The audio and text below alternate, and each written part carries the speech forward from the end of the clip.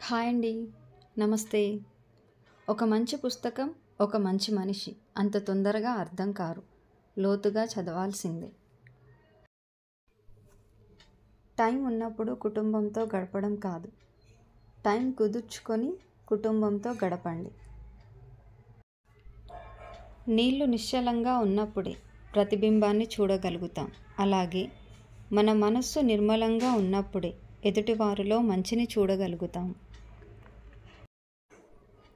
మీసం వచ్చిన ప్రతి వాడు మగవాడు కాదు. వచ్చిన తర్వాత తల్లిదండ్రుల ఆస్తి ఆశించకుండా కష్టపడేవాడే అసలైన మగాడు. ఎవరితో బానిసలాగా కాకుండా నువ్వే యజమానిలా పనిచేయి. పనిని తీసుకొని నిర్విరామంగా పనిచేయి. అది నిజంగా నిన్ను యజమానిని చేస్తుంది. మనల్ని మనం ప్రశ్నించుకోగలిగితే ఒక్కసారైనా జీవితంలో నువ్వు ఏం చేస్తున్నావు, ఏం చేయాలి అనే సమాధానం ఖచ్చితంగా దొరుకుతుంది. ప్రతీకారం అనేది చీడపురుగు లాంటిది. అది మెదడును తొలిచివేస్తుంది, మనుషులని ఆలోచన శక్తిని హరించి వేస్తుంది.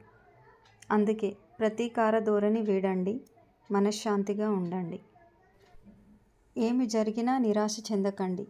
ఎందుకంటే కొన్ని పరిస్థితులు తెలియకుండానే మీకు మేలు చేస్తాయి. ఈ వీడియో మీకు నచ్చినట్లయితే please like and subscribe. Thank you.